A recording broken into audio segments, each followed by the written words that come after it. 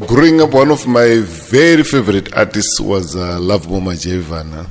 He was born Lovemore Chuma in Gweru on the 14th of December 1952, but grew up in Bulawayo. He's the son of a preacher, Vanema Fundis, and he was nicknamed Majaivana because he's a very good dancer. He started off by doing covers of artists like Tom Jones and Elvis Presley.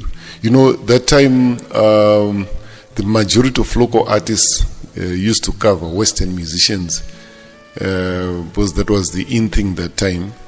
But just like his peers, the likes of Thomas Mafumolo, Mtukudzi, etc., they decided to switch to local music. That's when he started creating his own local sound.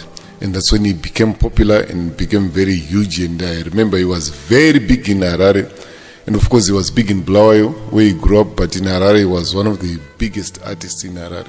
I'm not going to go much on any other stuff except from the lessons that we can learn from the artist. He adapted these songs that his mother sang to him. They were traditional Ndebele songs. And he adapted those, added instruments, and created a sound that was distinctly his own sound. And his sound was characterized by this organ.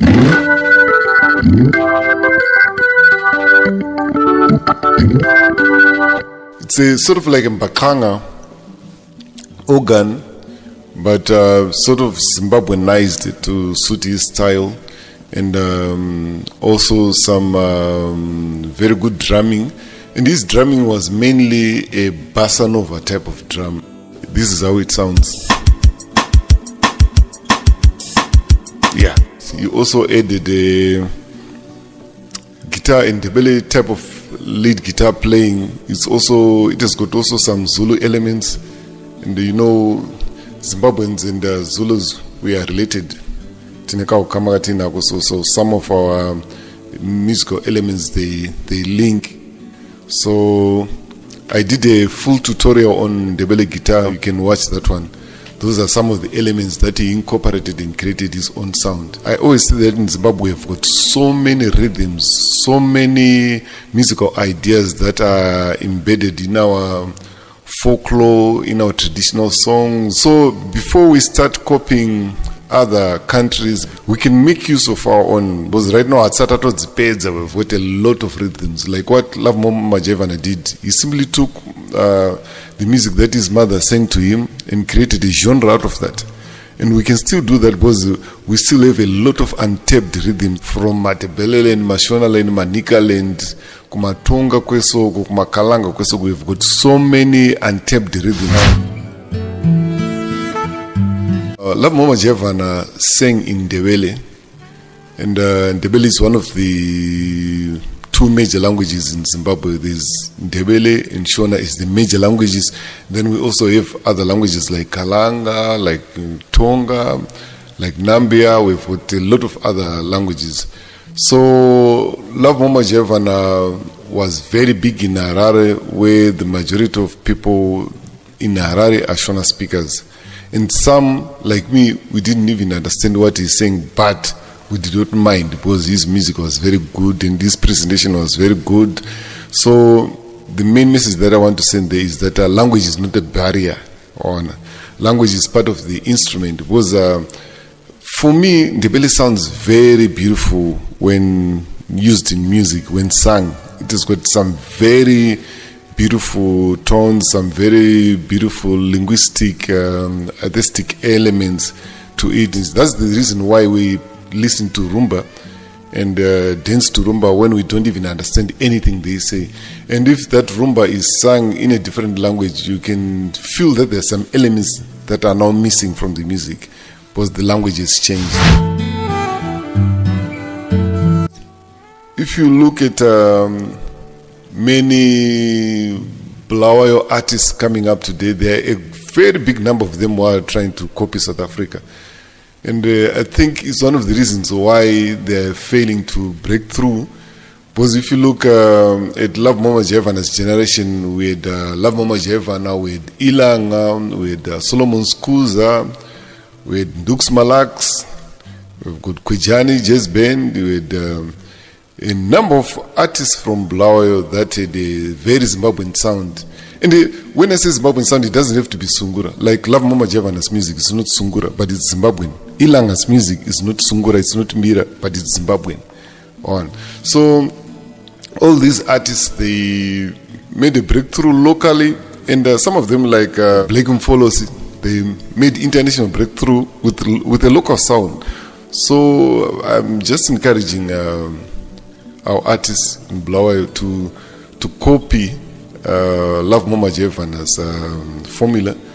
He simply created his own Zimbabwean sound. That's why it resonated well with us, with everybody, because it's ours. This one, it's a request to our filmmakers and videographers. We need documentaries on Zimbabwean legends. Lovemore Majaivana is still alive. I know there's a book that referred to him as the late Lovemore Majaivana. He's not late, he's still alive. We need documentaries that tell the Zimbabwean story by Zimbabweans.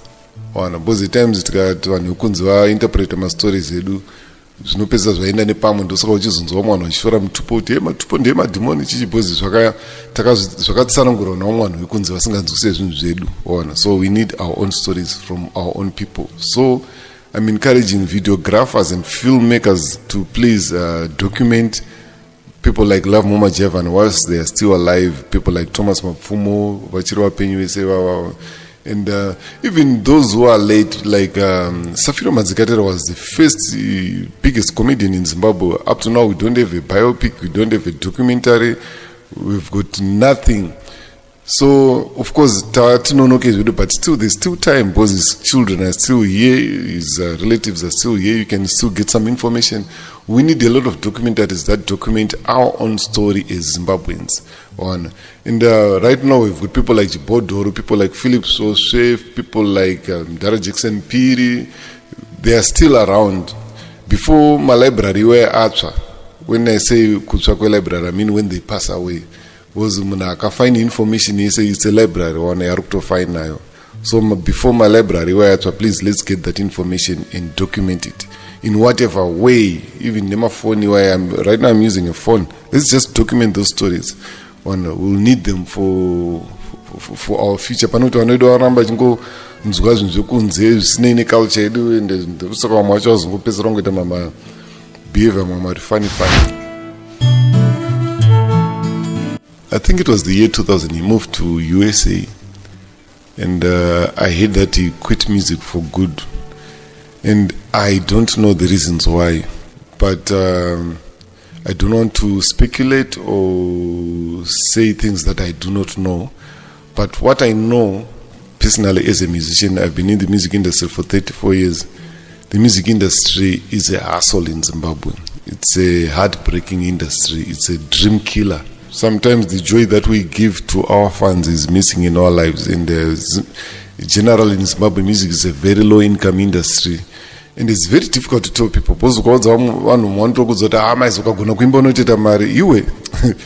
Music is not about kugona kuimba, it's not about kubuda pa TV, and kubuda pa TV akusikuita mari, kubuda pa radio akusikuita mari.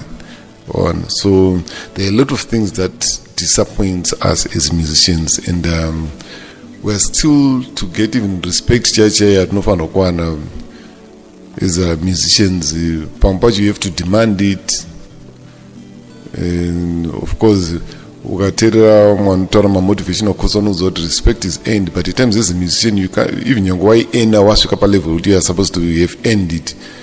Only pure, you have to demand it, but that's a story for another day. But I'd like to say I wish that Lovemore Majaivana comes back to music. I last saw him 2004 or 5. I think he came to our show when we played in New York with Oliver Mtukudze, and he was looking healthy. And but I just wish he comes back to music, because but I understand him. In and sure one who quit music, because I know the struggles to the music industry. There's a lot of struggles in the music industry. There's a lot of disappointments. But